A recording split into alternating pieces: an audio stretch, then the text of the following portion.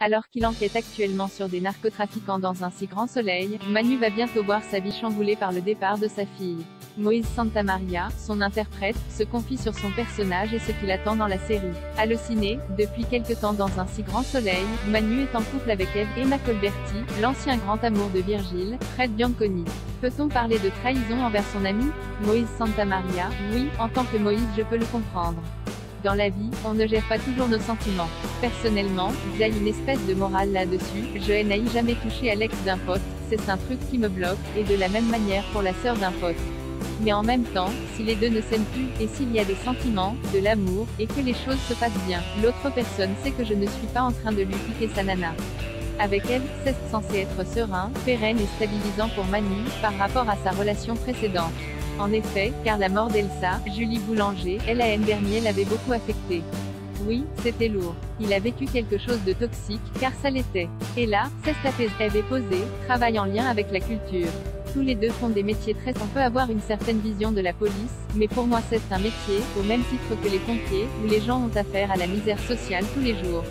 Et l'école, c'est aussi un endroit où l'on essaie de recoller les morceaux de cette misère sociale, même si les Y arrivent pas tout le temps. Ces deux personnes ont une sensibilité sociale et aiment aider leurs prochains, pour finalement essayer de faire quelque chose pour la cité d'une certaine manière. Manu a beaucoup de mal à voir sa fille grandir.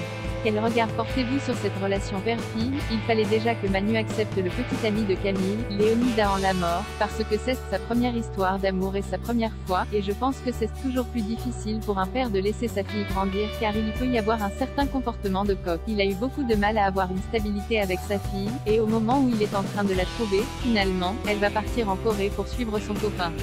Finalement, Manu est un personnage en constante évolution depuis 4 ans. Il passe par des stades quasi initiatiques, il a eu cette relation avec Elsa, elle meurt, il vit la perte d'un être cher, puis sa fille qui prend son envol. Il lui faut accepter ça, on se rend compte que pour Manu, qui est un peu l'homme alpha de la série, ce sont les femmes qui le font grandir. On a pu aussi voir qu'il avait désormais une relation beaucoup plus mûre avec son ex-femme, Laetitia, Shirley Bousquet. C'est apaisé, ils sont amis. Il faut grandir pour accepter ça. Il faut être... Combien de gens se séparent et se font la guerre pendant des années, voire ne se réconcilient jamais? Je ne connais autour de moi, cesse la guerre depuis 20 ans. Après ma première séparation, je n'ai pas réussi à devenir amie avec la personne concernée, rire. Manu a encore beaucoup d'amour pour son ex-femme, il en a toujours eu pour sa fille, pour Elsa, pour Eve, et dans son métier, il est entouré d'hommes et a un vrai leadership. Il a plusieurs facettes, la carapace qu'il montre et la sensibilité qu'il va plutôt offrir à la gent féminine, et aussi avec son pote Alex, qu'il doit recadrer quand il pète des plombs, parce qu'au final c'est quand même Alex qui craque. Justement, lorsqu'Alex s'est de nouveau retrouvé confronté à Gaël, Hélène de Guy, lors d'une mission d'infiltration et qu'il l'a embrassée, il l'a cachée à son ami. Selon vous, est-ce que Manu a pu deviner malgré tout qu'il avait à nouveau des sentiments pour son ex? Il a senti qu'il y avait un truc qui n'allait pas. Mais il ne peut pas lui en vouloir parce qu'il a fait la même chose.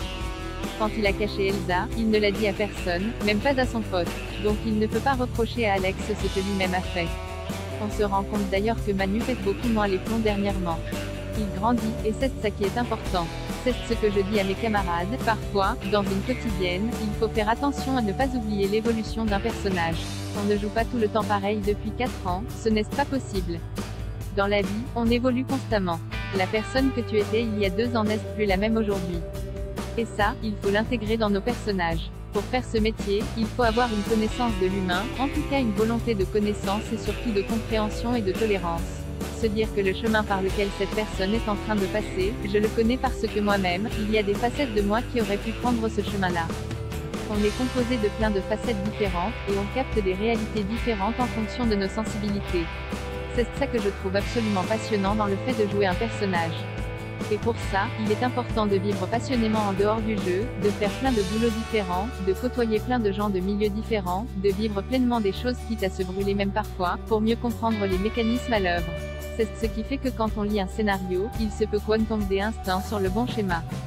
Je suis très heureux de ne pas avoir commencé à être acteur à 15 ans, parce que je me rends compte qu'on acquiert une profondeur et une richesse importante au fil des ans dans l'exploitation des personnages. Sinon, c'est assez lisse.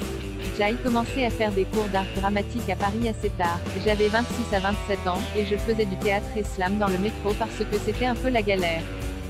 Jai 43 ans aujourd'hui, et comme une éponge Jai absorbé beaucoup d'expérience de vie, mais il faut se protéger. Je suis beaucoup plus établi que je ne l'étais à 30 ans, mais on doit se protéger. Pouvez-vous nous en dire plus sur l'intrigue que vous tournez actuellement dans un si grand soleil? Il y a un personnage qui va quitter la série.